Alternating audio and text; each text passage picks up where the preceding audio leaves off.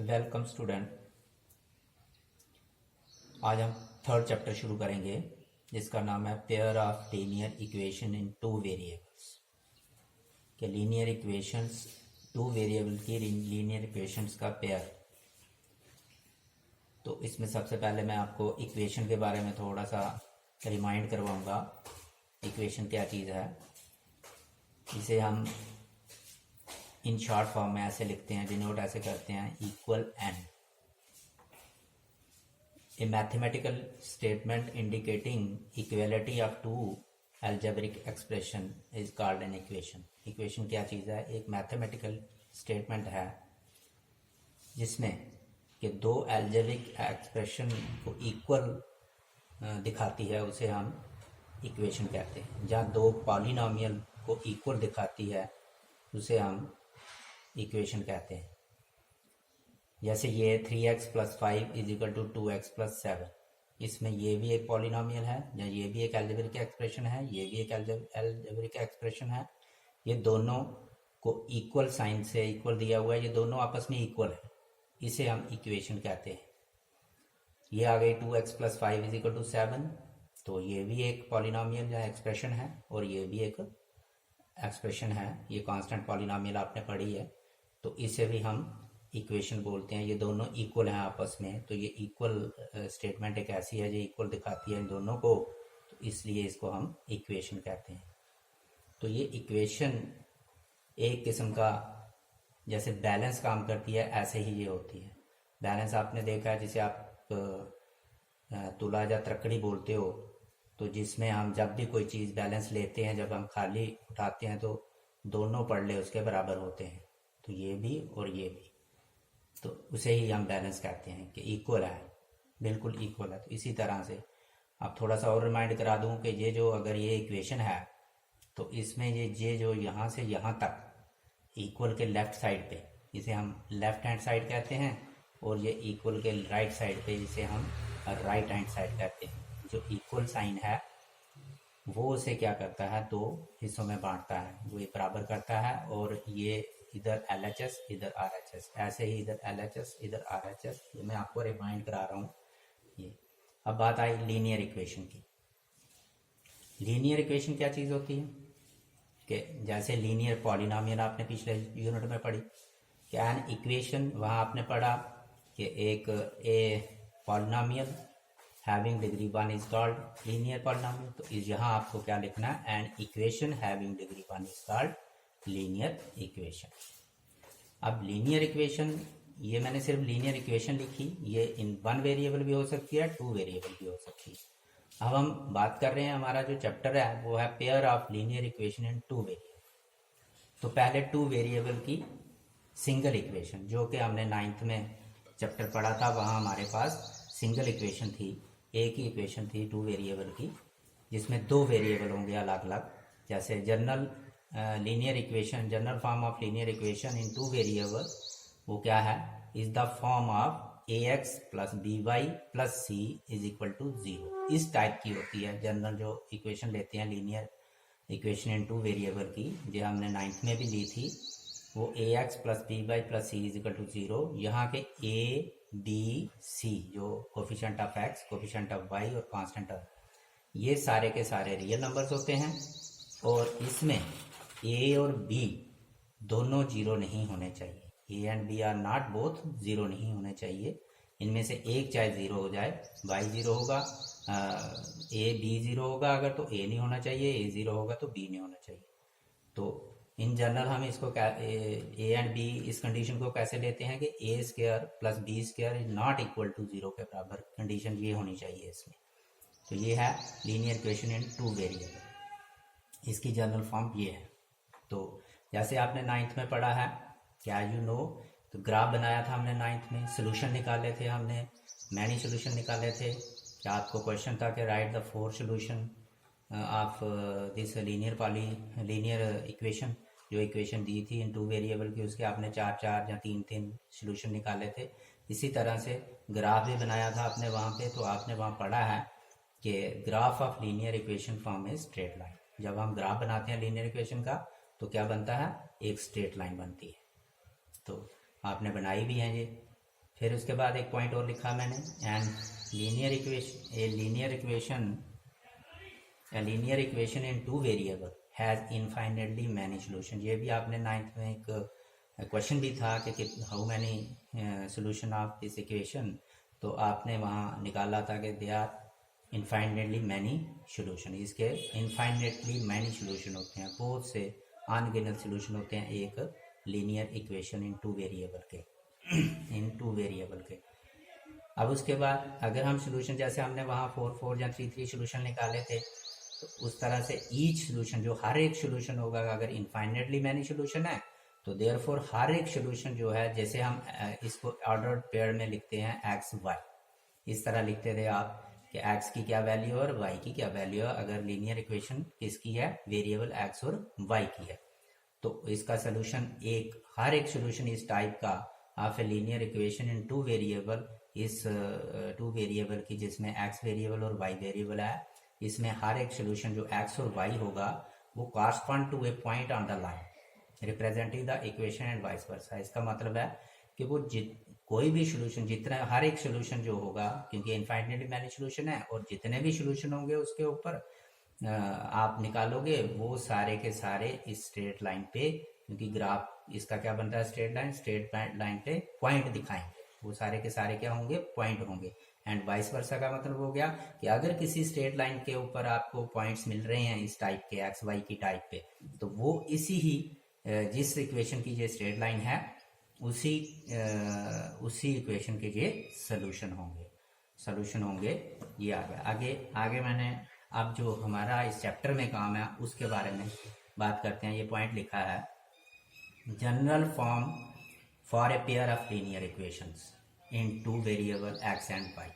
जैसे general form हमने एक इक्वेशन के लिए लिखी थी, x plus b y plus c is equal to 0, ऐसे हम दो इक्वेशंस के लिए लिखेंगे, टू इक्वेशन, क्योंकि यहाँ हमने पेयर लेना है, तो एक्स एंड वाई। पहली बात है कि आपने देखना है जब भी पेयर लेना है तो वेरिएबल दोनों इक्वेशन में सेम होने चाहिए। ये नहीं एक में आपने एक्स वाई ले लिया और दूसरे में आपने जेड और जेड वाई ले लिया या कुछ और ले लिया, ये नहीं, आपके दोनों में सेम होने चाहिए। अगर एक में वेरिएबल आपने एक्स वाई लिए तो दूसरे में भी आपने, दूसरी इक्वेशन में भी आपने एक्स और वाई ही लेनी। तो हम इसे इस फॉर्म में लेते हैं, जनरल जो फॉर्म है, तो वहाँ हमने a1x plus b1y plus c1 is equal to 0, a2x plus b2y plus c2 is equal to 0। ये हमने क्यों दिया, क्योंकि है तो वही form ax plus by plus c, but हमने ऐसा क्यों किया, ऐसा इसलिए किया कि हमने एक इक्वेशन ही लेनी है, दो इक्वेशन लेनी है, पेयर लेना है।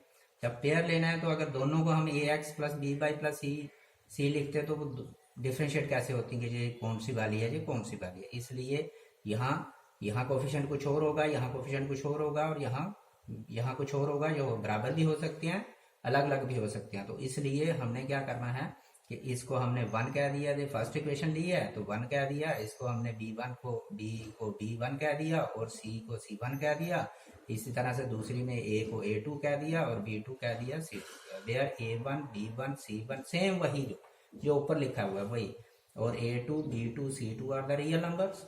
एंड कंडीशन हम ये लेते हैं कि ये दोनों a1 b1 इस इक्वेशन में 0 नहीं होने चाहिए और a2 b2 0 नहीं होने चाहिए। उसका मतलब तो ये कंडीशन लेते हैं a1 square plus b1 square not equal to 0, a2 square plus b2 square not equal to 0।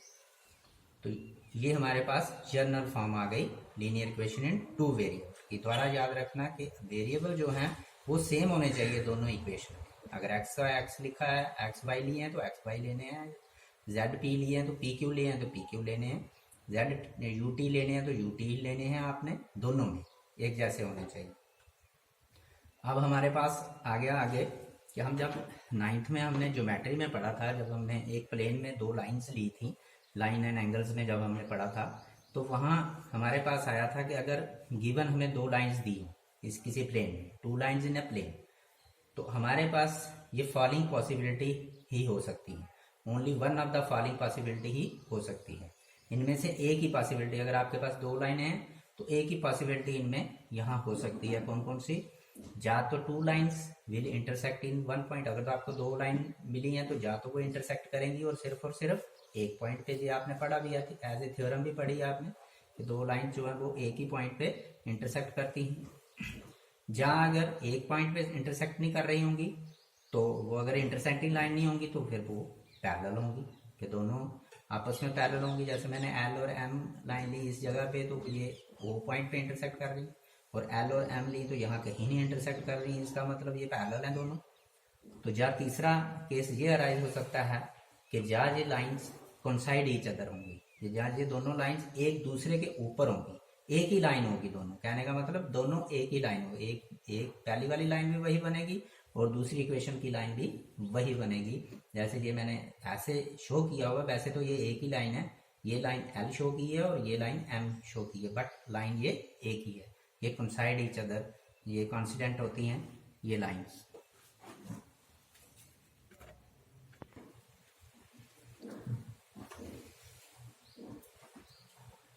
अब लेते हैं क्वेश्चन नंबर 1 एक्सरसाइज 3.1 का। यहाँ पूछा गया ताप tales his daughter 7 years ago I was 7 times as old as you were then, also 3 years from now I shall be 3 times as old as you will be। तो इसको पूछा गया है कि represent this situation algebraically and geometrically. आपने ये जो statement दी है इसको आपने एल्जेब्रिकली भी लिखना है और ज्योमेट्रिकली भी लिखना है।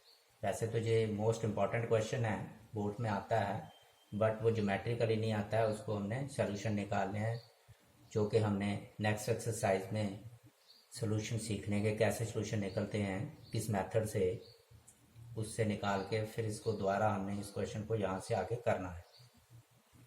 बट यहाँ ज्योमेट्रिकली पूछा गया है तो ज्योमेट्रिकली भी हमें बताना है कि कैसे है। ज्योमेट्रिकली का मतलब है कि ग्राफ बनाना है आपने इसका, लीनियर इक्वेशंस का, अगर जब ये लीनियर इक्वेशन बनेंगी तो ग्राफ बनाना है। तो ये एक स्टेटमेंट दी है कि इसमें आफ्ताब कहता है अपनी बेटी को कि 7 साल पहले, आज से 7 साल पहले, I was 7 times as old as you were then, कि मैं आपसे 7 गुना, 7 times मतलब 7 गुना बड़ा था तब, आज से 7 साल पहले। और यही सिचुएशन इन्होंने दोबारा एक और बनाई है साथ में, क्योंकि ऐसे क्वेश्चन एक सिचुएशन से नहीं निकलते कि आल्सो, एक स्टेटमेंट से नहीं निकलते। आल्सो 3 years फ्रॉम नाउ, आज से 3 साल बाद, कि मैं जो I shall be 3 times as old as you, मैं आपसे 3 गुना या 3 times बड़ा हूँगा। तो बताइए, वैसे तो यहाँ पूछा जाएगा क्वेश्चन, अगर बोर्ड में आता है कि बताइए इसकी आफ्ताब की प्रेजेंट एज क्या है और उसकी बेटी की प्रेजेंट एज क्या है, मगर यहाँ हमें एल्जेब्रिकली और ज्योमेट्रिकली, एल्जेब्रिकली तो हमने करना ही करना है हर जगह पे, अगर ज्योमेट्रिकली जहाँ पूछा होगा वहाँ ही हमने करना है। ज्योमेट्रिकली का मतलब हमने ग्राफ बनाना है, उसमें ज्योमेट्रिकल शेप बना के देनी है। तो शुरू करते हैं सोल्यूशन इन्हीं के। अब ये इनने 7 years पहले और 3 times बाद की एज की बात की है, हमने प्रेजेंट एज लेट करनी है। पहले मान लेते हैं कि प्रेजेंट एज ऑफ आफ्ताब की जो आज की एज है, आज की उम्र है, वो x ईयर्स ले लेते हैं, क्योंकि जो एज होती है वो ईयर्स, मंथ्स या डेज में होती है, तो हमने ईयर्स में लेनी होती है। And the present age of his daughter is equal to y year, दोनों को हम लेट करते हैं, एक की y ईयर कह देते हैं कि जो y ईयर है, एक को x ईयर वेरिएबल है, तो x और y वेरिएबल की इक्वेशन बना दें। अब थोड़ा सा ले लेते हैं, क्योंकि पहली कंडीशन में कहा है 7 years ago, दूसरी कंडीशन में स्टेटमेंट में कहा है कि 3 years from now। तो पहले हम 7 years ago की बना लेते हैं, इन दोनों की एज कितनी कितनी, अगर ये आज x ईयर्स के हैं और ये y ईयर्स के हैं, तो हम इनकी बनाते हैं कि 7 साल पहले ये कितने कितने के थे। तो अगर ये आफ्ताब की उम्र आज की x ईयर है, तो 7 साल पहले आफ्ताब से जो होगी कितनी हो जाएगी, x - 7। जैसे कि आज किसी की उम्र है 10 साल, 10 year, तो 7 साल पहले कितनी होगी, तो आप सीधा सीधा जवाब देंगे 3 years। तो ये 3 years कैसे बना, 10 - 7। तो इसी तरह से ये हो गया, आज x है तो 7 साल पहले 7 साल हम माइनस करेंगे उसमें से, x - 7 years हो गया। तो ये ईयर्स YRS हम शॉर्ट फॉर्म में भी लिख सकते हैं ईयर्स की जगह। ऐसे ही डॉटर की एज भी आज Y ईयर्स है तो वो Y-7 होगी सेम इसी तरीके से। 3 ईयर्स फ्रॉम नाउ, आज से 3 साल बाद, अगर आज किसी की उम्र X ईयर है, मतलब X इसकी आफ्ताब की उम्र X ईयर है, तो 3 साल के बाद X+3 हो जाएगी क्योंकि 3 साल बड़े हो जाएंगे वो। तो आप अपनी एज पे भी लेके चल सकते हो कि 7 साल पहले आप कितने थे और 3 साल आप बाद कितने थे, तो आप आज की एज से वो माइनस और प्लस करके देख लो कि भाई सही बनती है नहीं बनती, तो आपको ये समझ आ जाएगी। तो इसी तरह डॉटर्स की एज क्या होगी 3 साल बाद Y+, क्योंकि इस समय Y है और उसमें 3 ईयर ऐड करेंगे तो नेचुरली वही होगी। तो ये हमने दोनों कंडीशंस बना ली, 7 साल पहले की भी दोनों की और 3 साल बाद की भी दोनों की। आप फर्स्ट कंडीशन में वो बोलते हैं, स्टेटमेंट पढ़ेंगे कि 7 ईयर अगो आई वाज, 7 साल पहले। तो 7 साल पहले की कौन सी है, ये देख रही है आपने से, ये दोनों। आई वाज, आई किसके लिए है, आफ्ताब के लिए। आफ्ताब की उम्र कितनी है, कितनी एज है, X-7 थी 7 साल पहले। तो X-7 is equal to 7 times ये 7 ईयर, 7 गुना ज्यादा होगा किससे, आपसे। आप कौन, डॉटर की एज, तो डॉटर है Y-7, 7 इंटू Y-7 ये बन गई। इससे हम इक्वेशन बनाएंगे तो X-7 is equal to 7 into Y-7 by minus into plus minus 7 into 7 49। तो नेक्स्ट X माइनस, इसको सब जितनी भी टर्म्स हैं सारी एक साइड पे ले आते हैं क्योंकि जनरल फॉर्म के तरीके से बना देते हैं। X-7 बाई, ये वाला हमने इधर लाया, ये +7 बाई है, -7 बाई -7, और ये भी ट्रांसपोज किया इधर लाया LHS में, तो +49 इज इक्वल टू 0। तो X-7 बाई 49 में से 7 निकाले +42 इज इक्वल टू 0। तो ये फर्स्ट इक्वेशन, फर्स्ट कंडीशन जो है एल्जेब्रिकली हमें मिल गई, X-7 by +42 is equal to 0। अब इसी तरह से सेकंड स्टेटमेंट को भी देखेंगे। सेकंड कंडीशन क्या दी है, मैंने इसको साइड पे लिखा है कि, तो आपने ये नीचे ही लिखना है। तो एज पर सेकंड इधर भी लिख दोगे कोई प्रॉब्लम नहीं, मगर आप नीचे चलो अच्छी बात है। As per second given condition कि वो कहता है कि मैं जो हूँ, I shall be 3 times as old as you. तो मैं जो हूँ आपसे 3 गुना बड़ा होगा आफ्ताब। तो मैं कौन, आफ्ताब की उम्र वो कितनी, X+3 is equal to 3 times, 3 multiply, times होता है मल्टीप्लाई करना, आपने गुना करना, 3 मल्टीप्लाई Y+3। तो उसी तरह से ये भी हम इक्वेशन खोलेंगे, इसे बनाएंगे, X+3 is equal to 3 into by 3 by 3 into 3 9। X plus, अब ये सारी टर्म्स एक साइड पे करेंगे, X ये प्लस है, +3y, इधर आएगा तो -3y, +3 इधर जाएगा तो -9 इज इक्वल टू 0, इधर आ गया 0। तो X -3y -9 में से 3 निकाला 6, -6 इज इक्वल टू 0। ये सेकंड सिचुएशन जो थी, सेकंड इक्वेशन बन गई हमारे पास। 2 इक्वेशन बनेगी क्योंकि 2 वेरिएबल और 2 इक्वेशन, पेयर ऑफ इक्वेशन है। ये चैप्टर ही ऐसा है, तो ये दोनों कंडीशंस दी हैं हमें, तो ये दूसरी बन गई हमारे लिए। ये अलजेब्रिक हमारा क्वेश्चन यहाँ तक हो गया। अगर यहाँ पूछा जाएगा पेपर में, जैसे पूछा जाता है, ये इंपॉर्टेंट क्वेश्चन है कि फाइंड द प्रेजेंट एज, तो फिर हम इसको दोबारा निकालेंगे यहाँ से आगे क्वेश्चन, वो उस सिचुएशन में कि किस मेथड से हमने निकालना है, इनकी दोनों की एज निकालें। मगर यहाँ पूछा गया हमें रिप्रेजेंट दिस अलजेब्रिकली, वो तो हमने बता दिया, आल्सो ज्योमेट्रिकली। अब ज्योमेट्रिकली के लिए जो मेथड होता है आपने किया हुआ है पहले भी, कि हर एक इक्वेशन के, जो भी इक्वेशन है, कम से कम 2 सोल्यूशन हमें चाहिए अगर हमने ग्राफ बनाना है। बट हमने यहाँ 3-3 सोल्यूशन लिए हैं, 9th में भी हमने 3-3 ही करवाए थे, इसलिए क्योंकि 2 सोल्यूशन से कई बार आप एक्यूरेट ग्राफ नहीं बनाते, कि 2 ही पॉइंट्स को ज्वाइन करते हो तो लाइन इधर उधर कर देते हो। अगर 3 पॉइंट्स हमारे पास होंगे और तीनों को ज्वाइन करते हुए आपको पूरी एक्यूरेसी आएगी कि लाइन बिल्कुल बराबर जाएगी, इसलिए मैंने 3-3 सोल्यूशन लिए हैं। तो आपको भी 3-3 ही लेने हैं हर क्वेश्चन में, मगर अगर हम 2 भी ले लें उससे भी काम चल जाता है। तो इसके लिए आपने एक टेबल बनाया, एक को x कह दिया, y कह दिया, तो इस तरह से। तो हमने पहली इक्वेशन ली, x is equal to -7y plus 42 is equal to 0 है। तो इसे हमने x is equal to 7y को भी दूसरी साइड ले गए, 42 को भी दूसरी साइड ले गए। तो x इज इक्वल टू, ये माइनस था प्लस हो गया, ये माइनस प्लस था माइनस हो गया। तो ये हमारे पास, ये इस तरीके की पहले बना लो। अब ये टेबल बनाया आपने ये वाला, तो इसमें y की वैल्यू पुट करते जाओ बारी बारी, कोई भी करो, जो आपकी मर्जी है, जो मर्जी सोल्यूशन करो, तो जो भी करोगे क्वेश्चन बन जाएगा। तो मैंने यहाँ किया है X is Y is equal to 6 put किया पहली बार, then X is equal to 7 multiply 6 minus 42, 7 multiply 6 minus 42, 7 multiply 6 42 होता है, 42 माइनस 42 इज इक्वल टू 0। जब मैंने y is equal to 6 put किया तो यहाँ लिखा, तब एक्स क्या आ गया 0। इसी तरह जब मैंने y is equal to 5 put किया तो 7 इंटू 5 माइनस 42, 35 माइनस 42, तो 42 में से 35 निकाला तो माइनस 7 आ गया, नेगेटिव 7 बन गया। और इस तरह से जब मैंने y is equal to 7 put किया तो y is equal to 7, then x क्या आ गया, यही पुट करना है, 7 इंटू 7 माइनस देख के 42 इज इक्वल टू 7 इंटू 7 जो बना वो क्या बना 49, 49 माइनस माइनस 42, 42 और 49 में से 42 निकाला तो 7 आ गया, तो ये 7 7 आ गया। इसी तरह से यही यहाँ अपने सेकंड इक्वेशन के लिए भी बनाना है आपने। तो इसके लिए भी तीन सोल्यूशन के लिए हमने तीन खाने बना के रख दिए। तो ये हमारे पास हो गए, put y is equal to, पहले मैंने 0 ले लिया, आप जो मर्जी लो, जैसे मर्जी लोगे अपने आप आंसर, क्योंकि आपने देखा इनफाइनेटली मैनी सोल्यूशन होते हैं एक इक्वेशन के।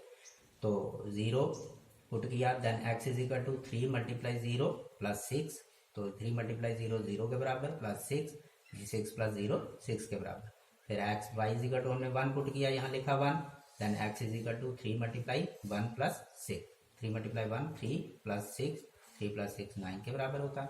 तो y is equal to minus 2 ले लिया मैंने यहाँ पे आप, then x is equal to 3 multiply y की जगह आपने क्या रखना है वहाँ पे माइनस 2 प्लस 6, तो 3 into minus 2 minus 6 plus 6 is equal to 0। ये हमारे बन गए, हमने तैयार कर लिए सोल्यूशन। पेयर्स ऑर्डर पेयर बनेंगे, ये बनेगा 0 6, जैसे एक्स वाई हमने बताया था, ये -7 5, ये 7 7, ये 6 0, ये 9 1 और ये 0 -2। तो फिर इसको हमने क्या किया, यहाँ पे ग्राफ बनाया इसका। तो ग्राफ कैसे बनाना है आपने, ये मैंने बना के रखा है, तो आपको पता है पहले भी बनाया हुआ है आपने। पहले एक लाइन आपने लेनी है एक्स एक्सिस, ये लिया आपने एक्स एक्सिस ऐसे एक मतलब हॉरिजॉन्टल लाइन, इस पे आप लाइन लगा दो ग्राफ पेपर पे, तो ये आपने एक्स एक्सिस, और एक वर्टिकली लाइन उठा लो, उस पे आप लगा लो, उसको वाई एक्सिस कह दो, ये आ गया।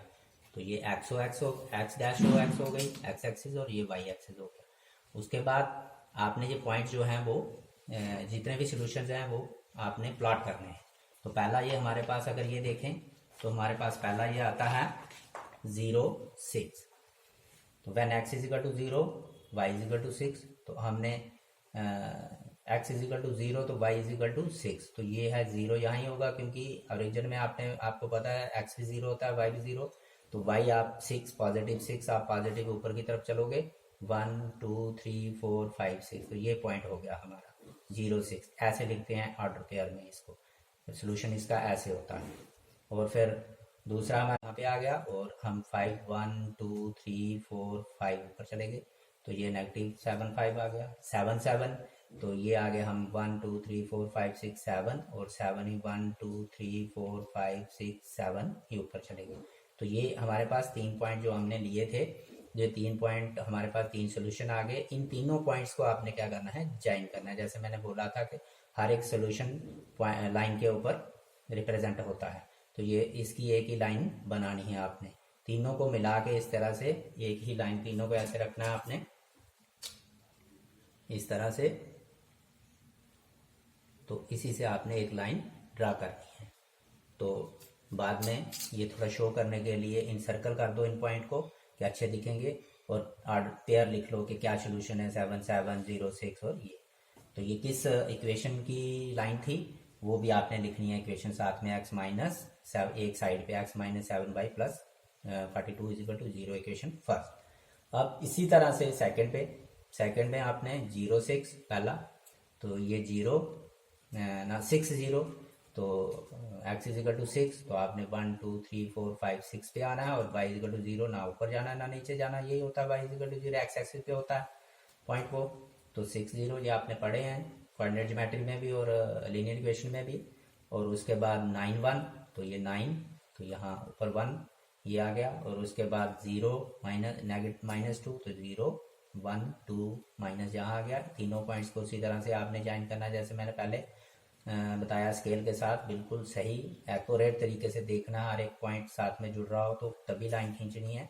तो जब आप ये लाइन खींचोगे तो ये आपकी दूसरी लाइन आएगी। इसी तरह से ये किस इक्वेशन की लाइन है वो इक्वेशन आपने इसके सामने रखनी है। तो सारे पॉइंट इसके, ये तीनों इसके सोल्यूशंस हैं, तो इस लाइन के वो इसके सोल्यूशन हैं। तो इस तरह से ये ग्राफ बन गया। तो ये अगर आप देखो तो ये दोनों लाइंस मैंने जब पहले बोला था, जहाँ तो इंटरसेक्ट करेंगी, जब पैरेलल होंगी, जहाँ कोइंसाइड करेंगी, मगर यहाँ पे आपको दिख रही हैं कि ये इंटरसेक्ट भी नहीं कर रही, पैरेलल भी नहीं है। मगर ये क्योंकि क्वेश्चन ही ऐसा है कि अगर ये जाके आगे जाके ये इंटरसेक्ट करेंगी, जब ये देखो आगे आगे इधर डिस्टेंस ज़्यादा है, आगे कम होता जाएगा, थोड़ा आगे अगर हम इसे और आगे ले जाते, पेज हमारे पास आगे होता तो ये जाके आगे इंटरसेक्ट करती। तो यहाँ पे ये इंटरसेक्ट करती, वही इनका सोल्यूशन आता। आफ्ताब का क्या है, एज क्या है आज की, और उसकी बेटी की क्या है। ये इस तरह से आपने ग्राफ रिप्रेजेंट करना है, ग्राफ बनाना है, ज्योमेट्रिकली बताना है इसको।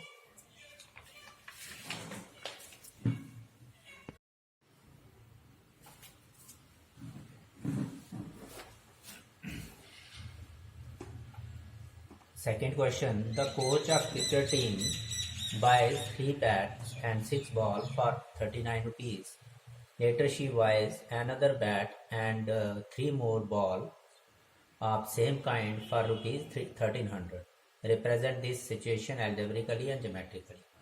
तो यहाँ एक क्रिकेट टीम के कोच हैं, उन्होंने इस क्वेश्चन में दिया हुआ कि अगर वो 3 बैट्स और 6 बॉल्स खरीदें तो पैसे बनेंगे, मतलब कितने के आएंगे उनको, 3900।